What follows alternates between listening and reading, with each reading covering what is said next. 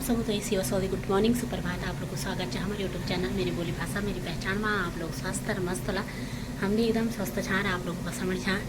और अब मैं जानूँ पूजा आज समाप्त है भागवत को, तो मिठा जानू खा चला फिर आप लोग उठा बिली जान दो भागवत भगवान का भजन तो किसी भी परिस्थिति में छूटना नहीं चाहिए। जितना अधिक हो सके उतना भगवान का भजन करें और भगवान आनंद से निकल जाएगा, कुछ पता ही नहीं चलेगा। लेकिन जीव जब गलत व्यसनों की ओर, गलत मार्ग की ओर, गलत प्रवृत्तियों में पड़ता है फिर जीवन बहुत असंभव होता है। अपना तो होता ही होता है, लेकिन पूरे परिवार का, पूरे कुल का जीवन बहुत कष्टमय हो जाता है। इसलिए आज इस यज्ञ से हमें यही संकल्प लेना है कि एक कोई दुर्गुण हमारे जीवन में जो हो, जिससे किसी को परेशानी होती हो, अपने को कष्ट होता हो, अपनी मति और बुद्धि आयु क्षीण होती हो, उस व्यसन को आज ही त्याग। तो इसके पीछे भी कारण है। आज ये सारा संसार है, ये सब माया के अधीन है। किसके अधीन है? माया। माया को कृष्ण तनय हो हरि पति तोरा वचनो अन्यथा हो हरि नमो। आज मायावती समझ गई कि सम्रासुर के यहाँ भोजन बनाने का काम करती थी, और उस बालक का लालन पालन जब वो करने लगी तो वो बालक है अतिशीघ्र इतना बढ़ गया, इतना बढ़ गया कि महाराज बड़े होकर के आज ये दोनों काम और रति दोनों के स्वरूप में परिणत हुए। आगे प्रसंग आता है कि इसी बालक ने कामदेव का स्वरूप धारण किया, और जिस सम्रासुर ने इसका अपहरण किया था, इसको इसने समाप्त कर दिया। ये बालक समाप्त हुआ। इधर सारे द्वारिकावासी परेशान हैं। सब लोग मां ब्रह्मा भगवती का स्तवन करते हैं, और मां ब्रह्मा भगवती ने आज द्वारिकावासियों को दर्शन दिए हैं। कहा तुम्हारा बालक सुरक्षित है और वो सुरक्षित तुम्हारे पास पहुंच जाएगा। बोलो बांके बिहारी सुखदेव भगवान वर्णन करते हैं कि परीक्षित भगवान का दूसरा विवाह भालू की बेटी जामवती के साथ से होता है। राजा परीक्षित ने प्रश्न किया, बोले गुरुदेव भालू की बेटी के साथ कैसे भगवान का विवाह हुआ? सुखदेव भगवान वर्णन करते हैं कि आसे सत्राजितः सूर्य भक्ताया। वासियों के मन में कौतूहल देखा तो हम भी तो देखे, और आज भगवान जब वहां पर आते हैं तो भगवान देखते हैं ये तो सत्राजित है। भगवान मंद मंद मुस्कुराते हैं, और बात आगे ऐसे बढ़ती है महाराज, जब तक बात आगे बढ़ाई नहीं तब तक तो रोटी हजम नहीं होती है। बोलो जैसे और माताएं तो बहुत भोली भाली होती है, मन में कुछ रखती नहीं है। बोलो जय श्री कृष्ण। और ये युधिष्ठिर महाराज का वरदान है माताओं को कि तुम्हारा मन हमेशा हल्का रहे, भारी न रहे। है? अगर उन्हें कोई बात आपने बताई तो ठीक है, लेकिन साथ में अगर ये कह दे कि किसी को पता ना लगे तो ये कन्फर्म है कि बात आगे बढ़ेगी। बोलो जय श्री कृष्ण। क्योंकि जब कौरव और पांडवों का महाभारत का युद्ध हुआ और सारे कौरव मारे गए, युधिष्ठिर जी महाराज सबका पिंडदान कर रहे थे, वहीं पर खड़ी थी कुंती। वो अब कुंती की आंखों से अश्रुधार बह रही है। युधिष्ठिर जी महाराज ने कहा कि आप क्यों रो रही है? आपकी आंखों में भाई कौरवों ने हमारा हमेशा अहित किया, वो तो ये है कि वो हमारे खानदान के हमारे भाई है, इसलिए हमें पिंडदान करना ही पड़ेगा। आप रो क्यों रही है, किसके लिए रो रही है? तो कुंती दुआ अवरुद्ध कंठ से कहती है, बेटा जब पिंडदान कर ही रहे तो एक पिंडदान करने का भी कर दो।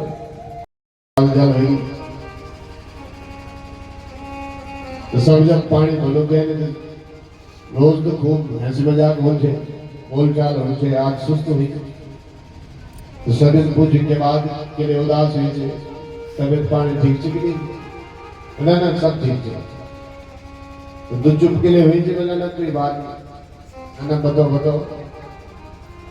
अब एक लेगी किनारे पर ये समझ तो छोड़ चुके तो खास दबरिया से हैं नहीं दे बताओ के बाद तेरे मरना है बना ना कोई बात नहीं। अरे बताओ क्या मैंने बोलो चिंता न करते, ये तेरे मेरे बीच की बात बल पक्की बात बना भूली क्या मैंने बोली वहां ना क्या बात।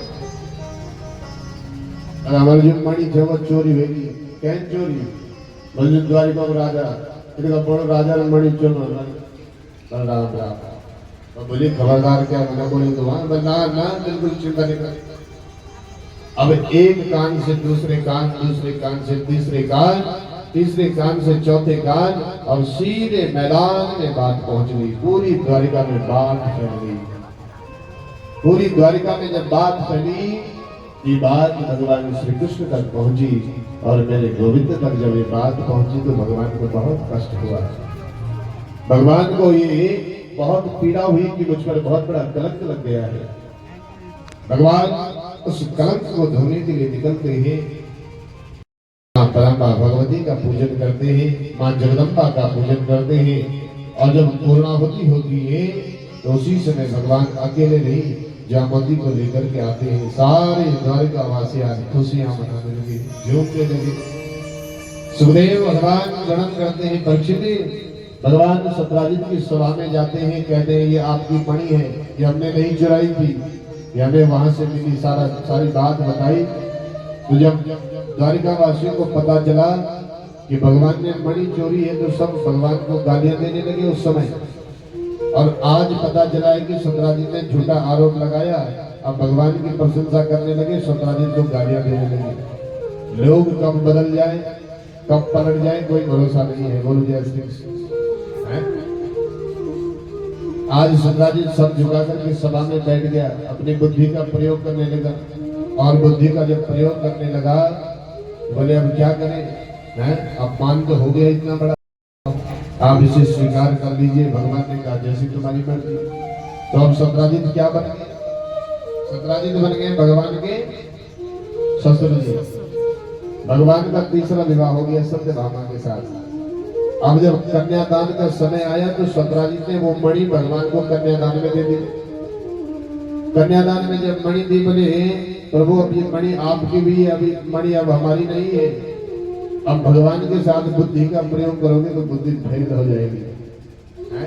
कई लोग बड़ी बुद्धि का प्रयोग करते हैं, भगवान के साथ बुद्धि से चलते हैं, लेकिन बुद्धि फेल हो जाएगी। क्योंकि भगवान जितने सर्वज्ञ हैं उतने राजनीतिज्ञ भी हैं, उतने ही कूटनीतिज्ञ भी हैं। सारी नीतियों में भगवान परिपूर्ण है, इसलिए तो भगवान है। पूर्णमिदः पूर्णमिदं पूर्णात् पूर्णमुदच्यते पूर्णस्य पूर्णमादाय पूर्णमेवावशिष्यते। भगवान पूर्ण स्वरूप है और उनके साथ बुद्धि नहीं, उनके साथ भाव चलता है।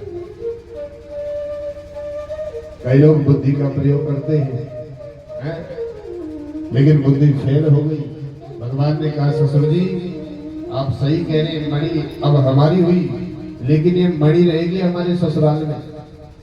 क्योंकि अगर मणि हम लेकर के चले गए लोग फिर कहेंगे लो जी डरा धमका करके पता नहीं फिर लेकर के आगे तो ये मणि रहेगी ससुराल में। और इससे जो 8 भार सोना होगा, 20 किलो सोना प्रत्येक दिन देती है मणि, ये सोना हमारी द्वारिका में पहुंचा दे। अर्जुन के साथ विचरण कर रहे थे। अर्जुन ने देखा कि एक सुंदर सी कन्या साधना में बैठी है, तपस्या में बैठी है। तो अर्जुन ने कहा बोले प्रभु आज ये देवी जी यहाँ एकांत निर्जन पद के पास में बैठी है। मुझे ऐसा लगता है कि ये देवी भी आपके लिए बैठी है? भगवान मंद मंद मुस्कुराते हैं।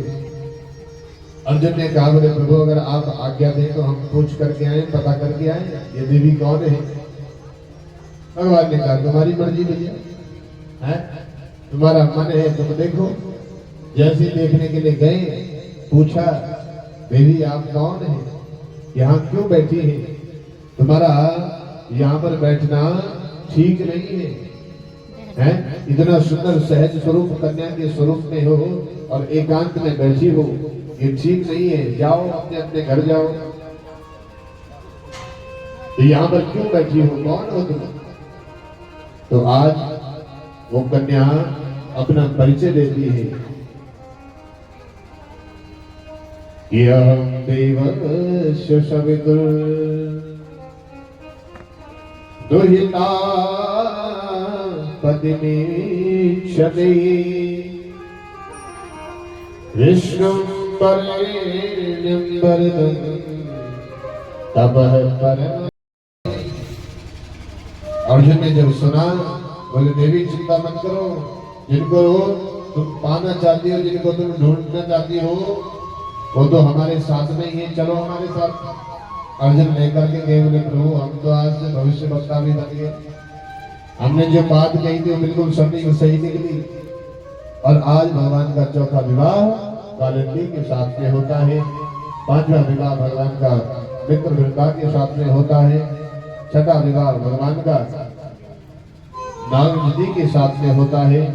7 बैलों को एक साथ भगवान नथ देते हैं, इसलिए भगवान का छठा विवाह नागनदी के साथ में होता है, 7वां भद्रा के साथ में होता है और 8वां विवाह लक्ष्मणा के साथ में होता है। हो गए 8 विवाह हो गए और 8 विवाह होने के बाद भी भगवान ठाठ में बोलो जय। देखो बात ये आगे आगे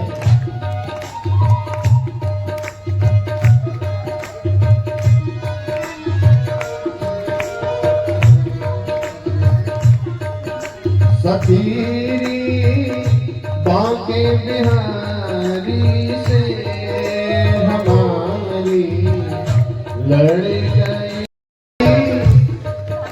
बचाई बचाई भी बहुते लेकिन घोड़ी लड़ गई अखियां सखी आके बिहारी से हमारी लड़ गई अखियां सखी।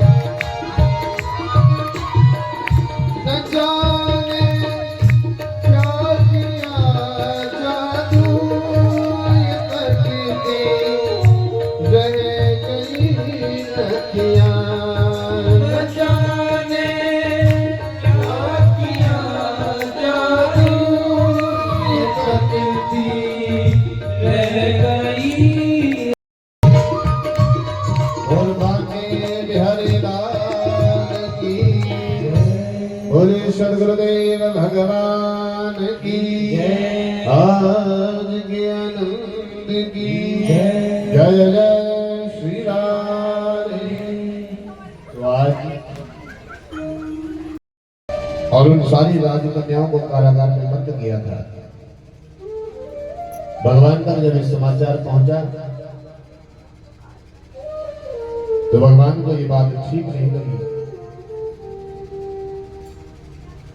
तो भगवान को एक और समाचार मिला, ये जो भौमासुर है ये भूमि से उत्पन्न हुआ था, लेकिन इसने बहुत बड़े बड़े अपराध किए। सुखदेव भगवान वर्णन करते हैं, इंद्रेण हृदक्षत्रेण हृदकुण्डलबन्धुना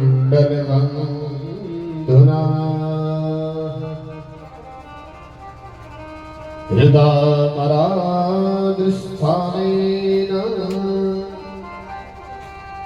व्यापितो भौमचेष्टितम्। सुखदेव भगवान के लिए परिचित भौमासुर ने केवल यही अपराध नहीं किया, इसने जो वरुण है, वरुण का छत्र, मां अदिति के कुंडल और इंद्र के स्थान पर जो भोजगढ़ निवासी रुक्मे की पुत्री रुक्मवती है, उसके साथ भगवान का विवाह हुआ। आज रुक्मी ने अपनी पौत्री सूर्या, जिसका नाम रोचना है, उसका विवाह जब प्रद्युम्न के साथ ने किया तो वहां पर भगवान को बहुत सी बातें सुनाई। भगवान को सहन नहीं कर पाए, भगवान ने रुक्मी का उद्धार कर दिया। आगे उषा और अनिरुद्ध का मिलन होता है, राजा नृग का उपाख्यान आता है। ये नृग महाराज बहुत बड़े दानवीर थे, लेकिन ये कई हजार वर्षों से एक कुएं में पड़े थे गिरगिट के रूप में।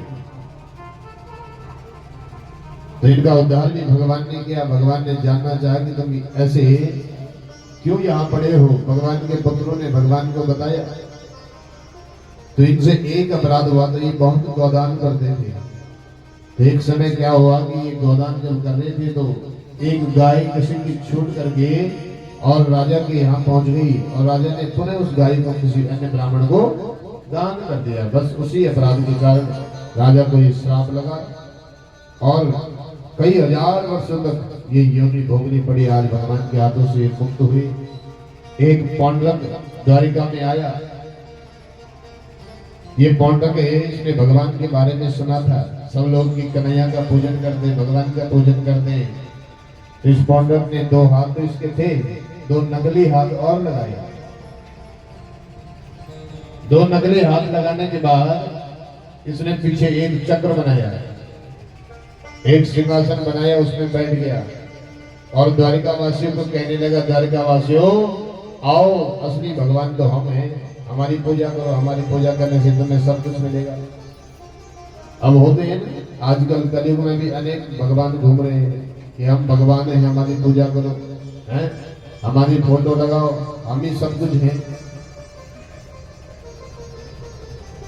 इन कलयुग के भगवानों से बच करके रहना है। कलिकाल में ऐसे भगवान बहुत मिल जाएंगे और हम लोग तो बड़े भोले भाले हैं, किसी के कहने पर भी आ जाते हैं। एक ने कहा तो बस हम सोचते भी चमत्कार को नमस्कार है, चमत्कार चाहिए सबको, हर व्यक्ति चमत्कार चाहता है। इसलिए नकली भगवानों से बच करके रहना। भगवान को पता चला तो भगवान बड़ी जोर से हंसे। जरा हम भी तो भगवान के दर्शन करके आए। भगवान गए तो भगवान ने आज देखा कि इसका पापाचार बढ़ रहा है, क्योंकि पापाचार अनाचार ज्यादा समय नहीं चलता, तो भगवान ने इसका भी उद्धार कर दिया। आज कई लोग सुदामा जी को कहते हैं कि सुदामा दरिद्री है। सुदामा दरिद्री नहीं है, न सुदामा असंतुष्ट है। कई लोग सुदामा चरित्र की लीलाओं को दिखाते हैं और उस लीला में सुदामा को अनेक प्रकार की व्याधियों से दर्शाते हैं। और यहाँ तक कि सुदामा जी जब भगवान के द्वार पर जाते हैं तो धक्का मारते हैं। देखिए आपने लीला कई जगह दिखाते हैं, लोग मंचन करते हैं, लेकिन जो लोग ऐसा करते हैं ये अपराध करते हैं और ये अपराध भगवान को भी प्रिय नहीं लगता है। बोलो जय श्री कृष्ण। आप विचार करिए, जो भगवान का द्वारपाल होगा क्या वो इतना असभ्य हो सकता है? अगर कोई बहुत ज्यादा बिगड़े वाले भी हो लो और 2-3 घंटा कथा में बैठ जा लो तो 2-3 घंटा में तो वे मन भी परिवर्तित हो सके। होता है कि नहीं होता है? वो कुछ नहीं करेगा 2-3 घंटे शांत तो रहेगा, शरीर से पाप नहीं कर पाएगा, इतना तो वो शांत रह सकता है। लेकिन जो व्यक्ति भगवान का द्वारपाल नियुक्त हो गया हो, और भगवान का द्वारपाल बनना कोई साधारण बात थोड़ी है। अनेक परीक्षाओं को उत्तीर्ण करने के बाद भगवान की सेवा प्राप्त होती है, और वो भगवान का द्वारपाल किसी के साथ असत्य व्यवहार कर सकता है?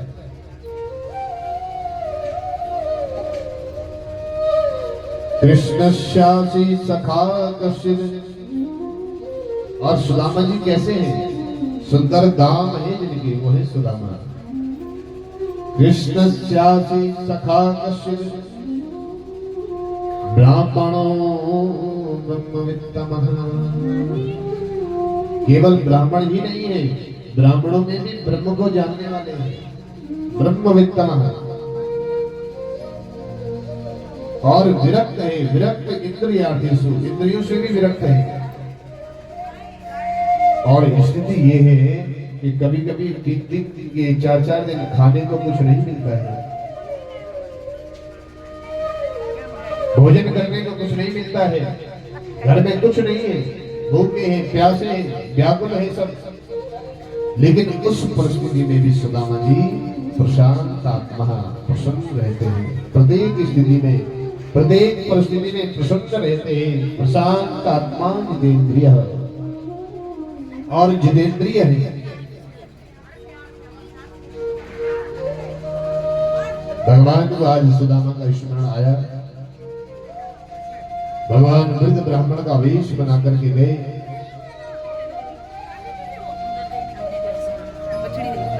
गोदी में उठा के ले जाओ उसको, उठाओ,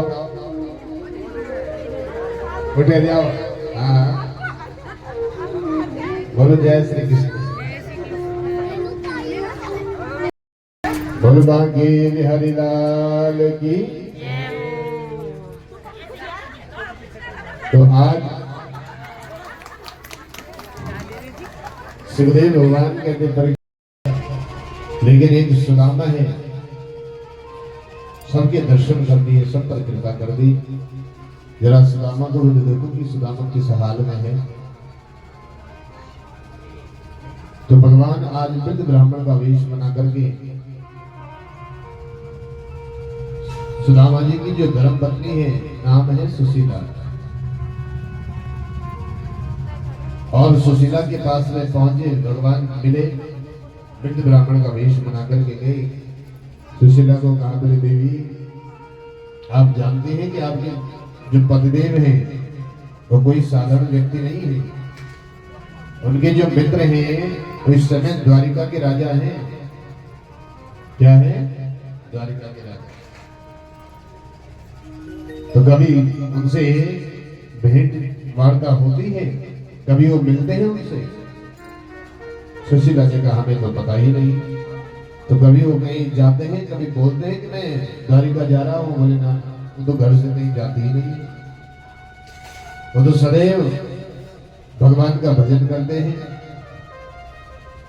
बोले देवी, उनको कहना कि द्वारिका जरूर जाना, क्योंकि मित्रता का नियम है कि अगर मित्रता में वाद संवाद है, मिलना जुलना अगर है, बोलचाल हो रही है, तो मित्रता चलती रहती है। और मित्रता में अगर मिलना, बातचीत अगर बंद हो जाए, तो मित्रता भी धीरे धीरे समाप्त हो जाती है। इसलिए उन्हें कहना, जाना द्वारिका। अगर वो वहां जाएंगे तो देवी, तुम्हारी जो विपन्नता है, अगर द्वारिकाधीश ने कृपा कर दी तो वो सब समाप्त हो जाएगी। आज सुशीला के मन में ये बात बैठ गई। वो जो वृद्ध ब्राह्मण थे, वहां से कुछ दूर जाकर के अंतर ध्यान हो गए। और माताओं का स्वभाव होता है कि हमारे जो परिवार है, हमारे जो बच्चे हैं, उनके लिए अन्न धन की कोई कमी न रहे, वो सुखी रहे। आज सुदामा जी के पास में पहुंची सुशीला।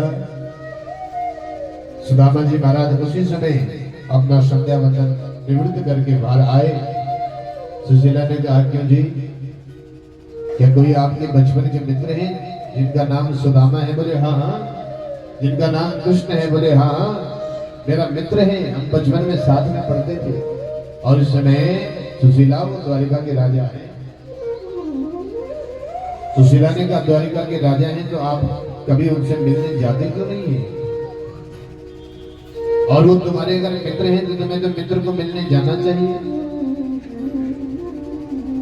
बोले सुशीला में चला तो जाऊं, लेकिन कहाँ वो इतना बड़ा द्वारिका का राजा, कहाँ मैं गरीब ब्राह्मण है, और वहां अगर जाऊंगा तो क्या लेकर के जाऊंगा? यहाँ अपने खाने के लिए नहीं है, उसके लिए क्या लेकर के जाऊंगा? सुशीला ने कहा, ये बताओ आप जाओगे? बोले हाँ हाँ, मैं चला जाऊंगा अगर कुछ व्यवस्था बनती है तो। सुशीला ने कहा, उसकी चिंता मत करो। या चिंता चतुरो विप्रांग पृथक कर्तव्यान। सुशीला 4 घरों में गई और 4 घरों में 4 अलग अलग प्रकार के पृथक प्रकार के चावल लेकर के आई। एक पोटली बनाई, सुदामा जी को दी, और सुदामा जी को देते समय सुशीला ने मन ही मन भगवान को कहा, गोपाल, एक मास 2 पक्ष में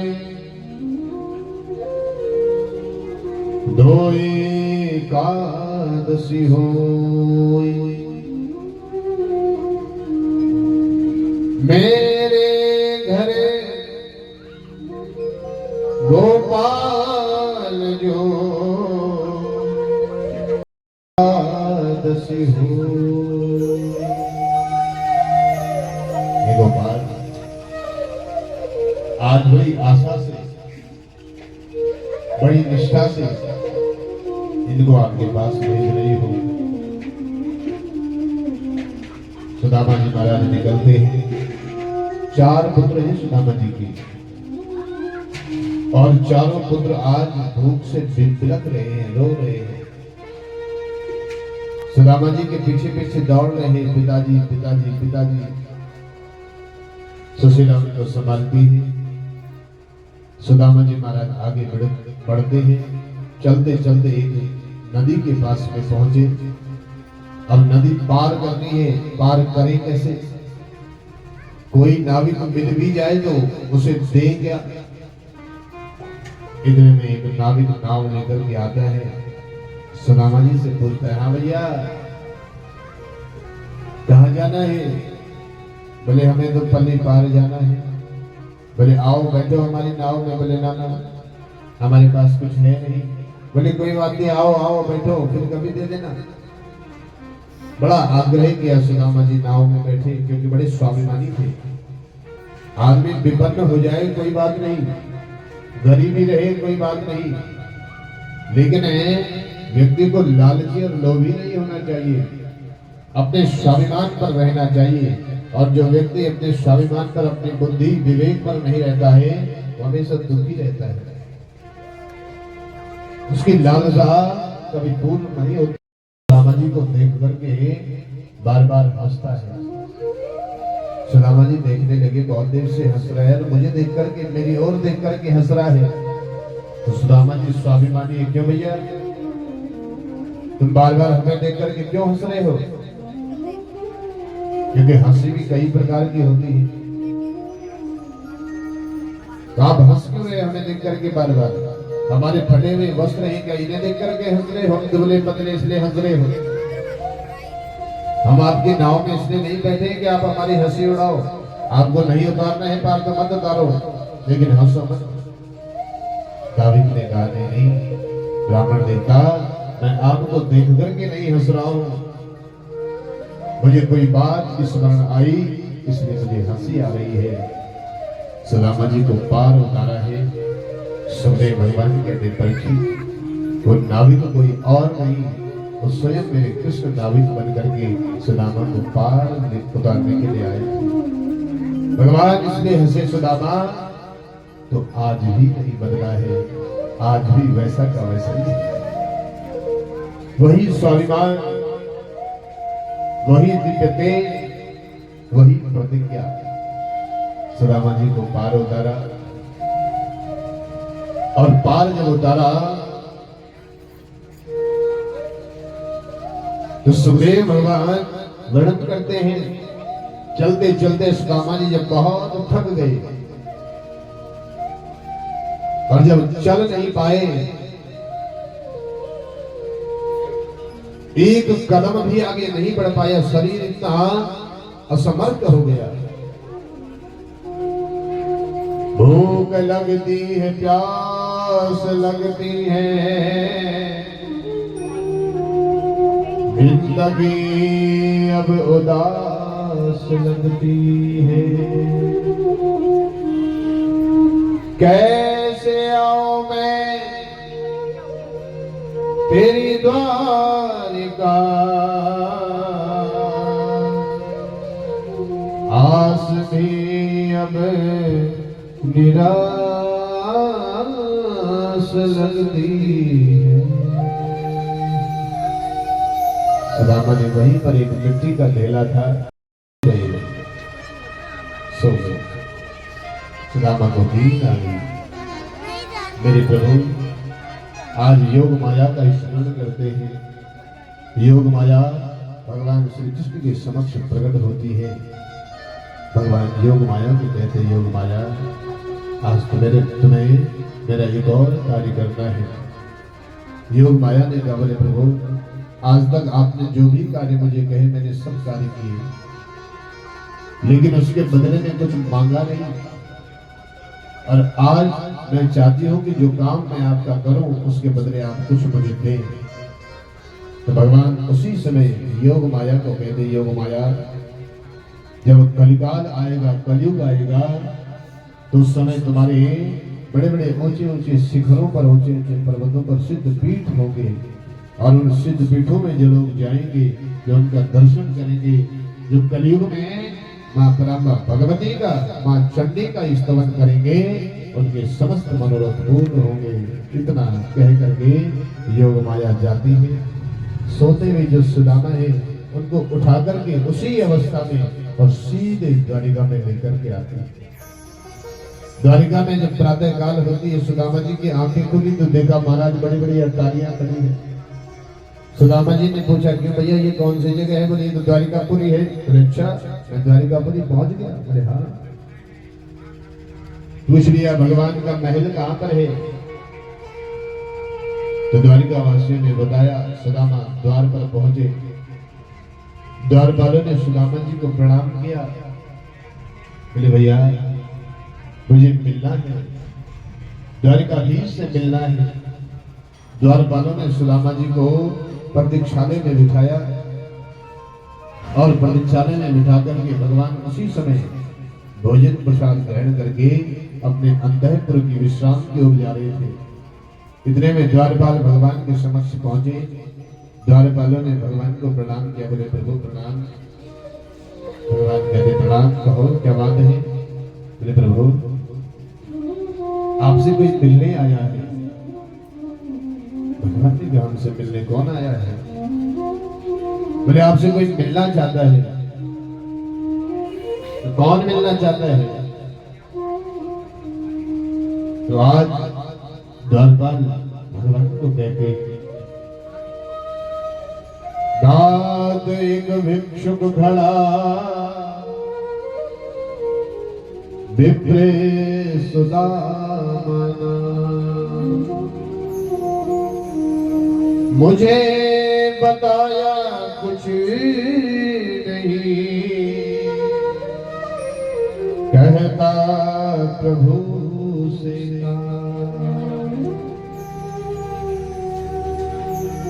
शीस पगान जगातन पे, प्रभु जान को आए बसो की गमा, धोती फटी सिलटी दुपटी अरे, पाया उपास की नहीं समा, द्वार खड़ो द्विज दुर्बल एक,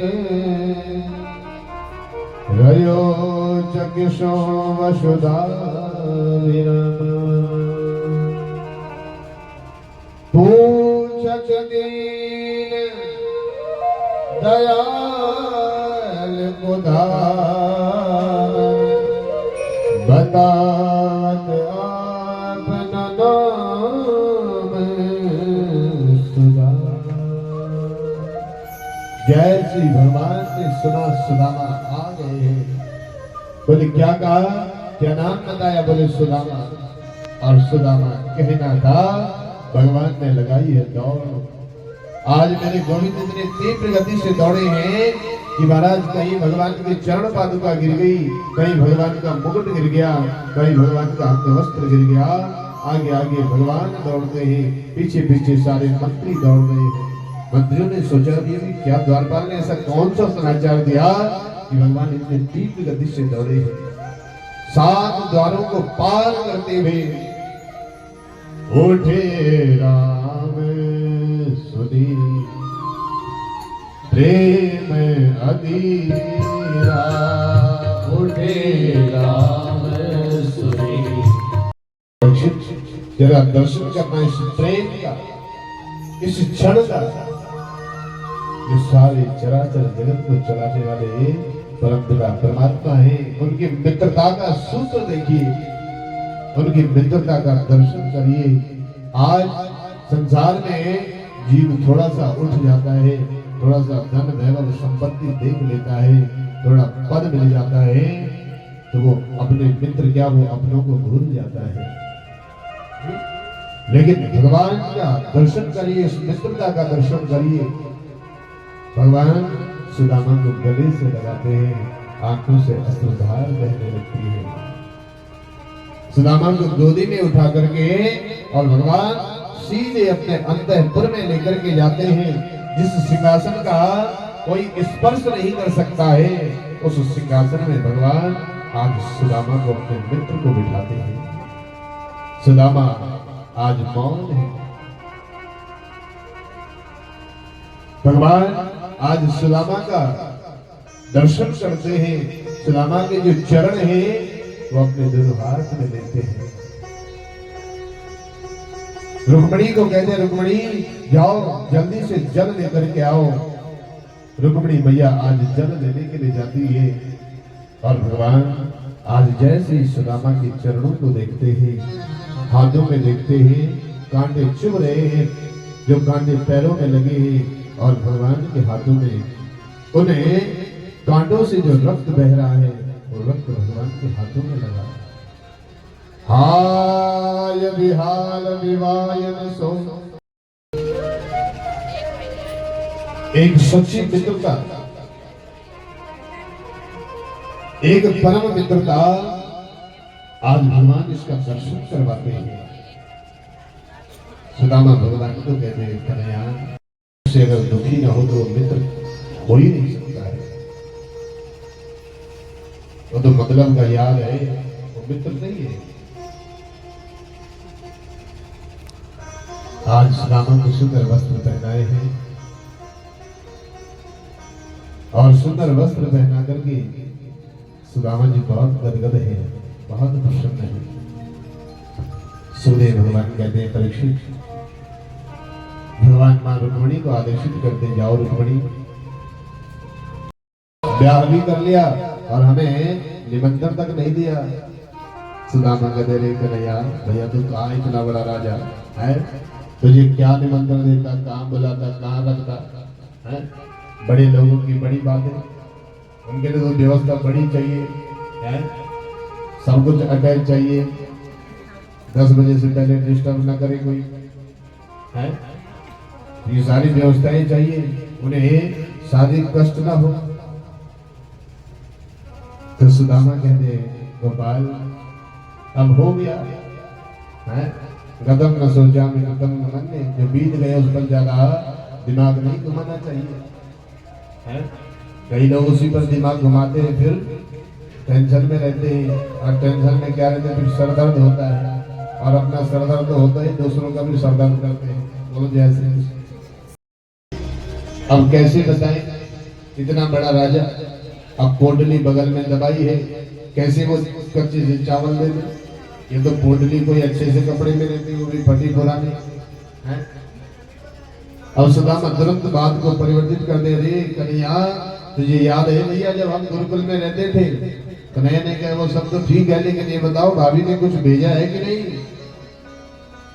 अब सुदामा जी बार बार बात को घुमा देते, परिवर्तित कर देते। भगवान समझ गए कि सुदामा तो आज भी नहीं बदला है। बचपन में भी जब गुरु माँ हमें लकड़ी बीनने के लिए जंगल में भेजती थी तो हमें चने देती थी कि भूख लगेगी तो इन्हें खा लेना। और भैया मुझे तो पेड़ में चढ़ा देता था लकड़ी तोड़ने के लिए, और अपने आप जड़ में बैठ जाता था कि कन्हैया तुम तोड़ के फेंकता रहिए, मैं इकट्ठा करता रहूंगा भैया। और वहां पर बैठ करके अकेले अकेले चने खा लेता था। मैं बोलता था कि भैया सुदामा भैया ये जोर जोर की कट कट की आवाज कहाँ से आ रही है? बोले कट कट की आवाज कहाँ से आनी, मुझे ठंड लग रही, मेरी हड्डियां कीर्तन कर रही है। और अकेले ही सारे चने खा लेता था। तो आज भी भाभी ने भेजा है हमारे लिए और अकेले खाने का विचार बनाया है। भगवान पीछे से जाते हैं, झपट्टा मारते हैं और चावल की पोटली को खोल देते हैं। सुखदेव भगवान कहते परीक्षित मेरे प्रभु गोविंद इतने कृपालु है, इतने दयालु है। भगवान एक मुट्ठी मुख में रखते हैं, दूसरी मुट्ठी मुख में रखते हैं, तीसरी मुट्ठी मुख में रखने ही वाले होते हैं। मानो बड़ी हाथ पकड़ लेती है, प्रभु क्या कर रहे हैं?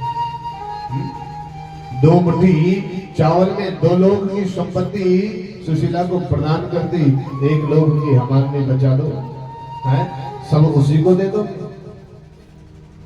अनेक भाव संतों ने इस भाव के निकाले हैं। और आज सुशीला ने जो भगवान को संदेश दिया था, मेरे गोविंद आज सुशीला को संदेश दे रहे हैं। ये होनी थी वो हो गई, इसका कोई अर्थ नहीं है। आप भगवान को कितने भाव से, कितना मन से भजते हैं। क्योंकि कलिकाल में तो वैसे भी जो हमारा मनीराम है, जो हमारा मन है, मन की गति से तेज कोई दौड़ने वाला नहीं है। और होता है ना, जब मायके से जाओ, किसी मित्र के यहाँ से जाओ तो खाली हाथ ना आना चाहिए, ना जाना चाहिए।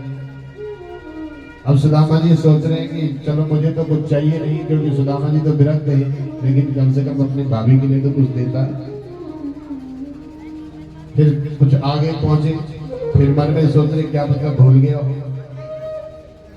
तो ऐसा करता हूँ कि एक बार आवाज लगाता हूँ, अगर सुन लेगा तो ठीक है, याद आ जाएगी तो ठीक है। सुदामा जी ने आवाज लगाई और आवाज लगा करके कहा, कन्हैया। हाँ भैया सुदामा। बोले अच्छा है, अब मैं जा रहा हूँ। कन्हैया ने कहा जो भैया आराम से जाइयो। सुदामा कह रहे कम से कम इतना तो बोलता कि भैया आज रुक जा, कल चले जा। होता ना जब कोई मेहमान घर में आता है तो हम क्या बोल जाएगा? अगर मेहमान बोल दे कि हम आज जाना चाहते तो हम बोलेंगे अरे आज रह जाओ, बहुत चले आज बैठ जाओ। भले मन कर हो गया मेरे चल जाओ, मुझे पैदा करे पर किचन तो बोलने बोल जरा बहुत फॉर्मेलिटी दिक्कत नहीं बोल है। तो कम से कम इनको कहीं बोल देने का आज बैठ जाओ, बहुत चल दे। ये तो नहीं बोली, नहीं कुछ खट्टे मिट्टे दिए। अब और अगली जगह बोले लास्ट बार आवाज लगे दे सूर्यदयाल तो ठीक से अंदर चल जाओ भाई, अपने रामदेव से आनंद में मस्ती में। तो सुदामा ने आवाज लगाई, कन्हैया। अरे भैया ओ कन्हैया। हाँ सुदामा। अच्छा भैया अपना ख्याल रखियो, मैं जा रहा हूँ। कन्हैया ने को याद आया और कन्हैया ने कहा अरे भैया रुक जा रुक जा रुक जा रुक जा, बैठ जा, मैं अभी आ रहा हूं भैया। सुदामा ने कहा अब आई से याद है। सुदामा पेड़ की छांव में बैठ गए। पेड़ की छांव में बैठे तो भगवान भी एक बड़ा सा थैला लेकर के दौड़ गए। सुदामा मन ही मन सोच रहे कि मैंने तो कहा था कि थोड़ा सा कुछ दे दियो, खट्टा मीठा, ये तो बड़ा थैला लेकर के आ गया, इसे ले जाएगा कौन। अब सुदामा जी मन में ये सोच रहे हैं, कन्हैया सुदामा के पास में पहुंच गए। अब सुदामा को कहने लगे, सुदामा भैया तूने अच्छी आवाज माई, मैं तो भूल ही गया था, मैं तो भूल ही गया था भैया, ये ले, ये तेरे कपड़े हैं, ये मेरे नए नए कपड़े भी सिलवाए थे भैया, इनको उतार, अपने पुराने कपड़े ले ले और नए कपड़े दे दे। सुदामा ने कहा गजब हो गया, अच्छी आवाज मारी, बड़ी मुश्किल से नए नए कपड़े मिले थे, आवाज क्या मारी कि अभी ये भी उतर गए। अब आवाज क्या मारी, थोड़ा सा लोभ आया, थोड़ा सा लालच आया। अब थोड़ा सा लोभ जब आता है, लालच आता है, तो भगवान जो है वो भी ले लेते हैं उन जैसे। इसलिए बहुत ज्यादा यही शिक्षा हमें प्राप्त होती है। सुखदेव भगवान कहते हैं कि आगे प्रसंग आता है, सुदामा जी पहुंचते हैं और वहां पर जाकर के देखते हैं तो सुदामापुरी जहाँ पर कुटिया थी वहां पर बड़े बड़े महल बन गए, बड़े बड़े महल बन गए। सुदामा ने कहा भैया यहाँ तो रहेगा कौन। सुशीला को कहा यहाँ तो रह ले, सोने चांदी की रोटी बनाना, हीरे जवाहरात की चटनी बनाना और प्रेम से खाना, अपने राम तो कुटिया में ही ठीक है। भगवान अंदर से आवाज लगाते हैं, सुदामा। सुदामा ने दौड़ लगाई, ये तो मेरे कृष्ण है। महल के अंदर गए तो भगवान वहां से अंतर ध्यान हो गए। तो सुदामा जी भगवान का भजन करने लगे। इस प्रकार से सुखदेव भगवान के परीक्षित आगे चल करके सूर्य ग्रहण के अवसर पर वसुदेव जी महाराज और सारे द्वारिकावासी कुरुक्षेत्र में जाते हैं, वहां पर यज्ञ करते हैं। भगवान वहां पर अपने पुत्रों को उपदेश देते हैं कि बेटा कभी किसी संत ब्राह्मण का अपमान मत करना। लेकिन भगवान के बेटे हैं, बड़े बाप के बेटे हैं, इन्होंने कहा पिताजी का काम धाम तो कुछ है नहीं, दिन भर बड़ करते रहते हैं। भगवान की बात अनसुनी कर दी। एक दिन इन्होंने एक शांब, जामवंती के पुत्र है शांब, प्रश्न किया, परीक्षित ये बताओ क्या तुम मरोगे? क्या कहा, क्या तुम मरोगे? राजा परीक्षित ने कहा, गुरुदेव जन्म लेना और मरना ये तो शरीर का धर्म है, आत्मा तो अजर अमर है। सुखदेव भगवान कहते बस मैं तुम्हारे हृदय से ये जो मृत्यु का भय था, इस मृत्यु के भय को निकालना चाहता था और इसीलिए इसे मुक्तिदायक ग्रंथ कहा गया है। राजा परीक्षित सुखदेव भगवान का पूजन करते हैं। सुखदेव जी महाराज वहां से विदा होते हैं। बोले सुखदेव भगवान की जय। आगे तक्षक आता है और तक्षक आज राजा परीक्षित के समीप पहुंचता है। राजा परीक्षित तो पहले ही समाधि में चले गए थे। तक्षक ने स्पर्श किया और तक्षक ने जैसे ही स्पर्श किया वैसे ही आज वैकुंठ से सुंदर विमान आए हैं और राजा परीक्षित उस विमान में बैठ कर गए और सीधे भगवान के दिव्य धाम को प्रस्थान कर गए हैं। यही स्तमन करते हुए, यही स्मृति करते हुए, यही स्मरण करते हुए मुझे पूर्ण विश्वास है इसी क्षण इसी पर वो जो पितृ देवता है जिनके निमित्त ये यज्ञ यहाँ पर रखा गया, आज से वो न वो पितृ है न वो किसी प्रकार से भूत या प्रेत है, वो साक्षात नारायण स्वरूप बन गए हैं और भगवान के दिव्य धाम में वास कर गए हैं, पहुंच गए हैं।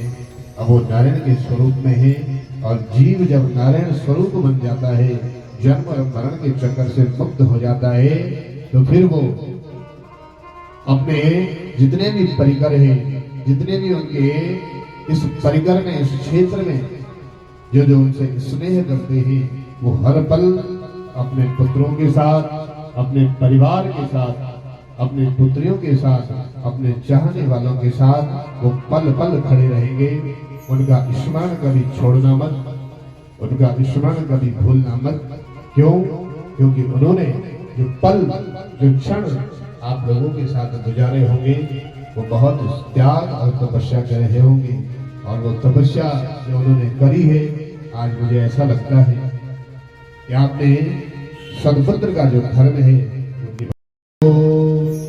श्री विष्णवे नमः, श्री विष्णवे श्री विष्णवे नमः।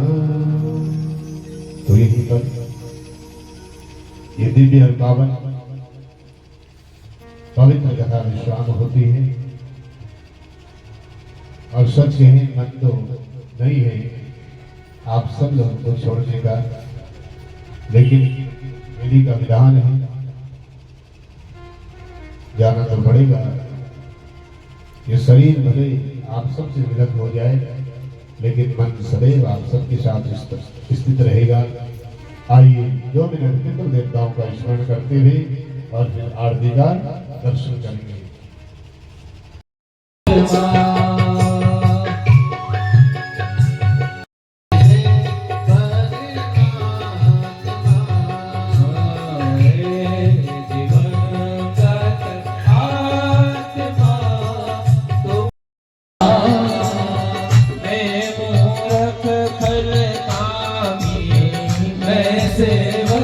तुम स्वामी प्रसाद लेने लग गया वो। हाँ हाँ लगे की बात है तमाम।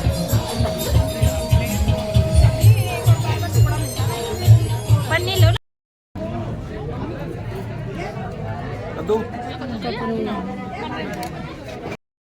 गयो मैं अब भागवत बटी घर और टाइम भी 3 साढ़े 3 पे गया।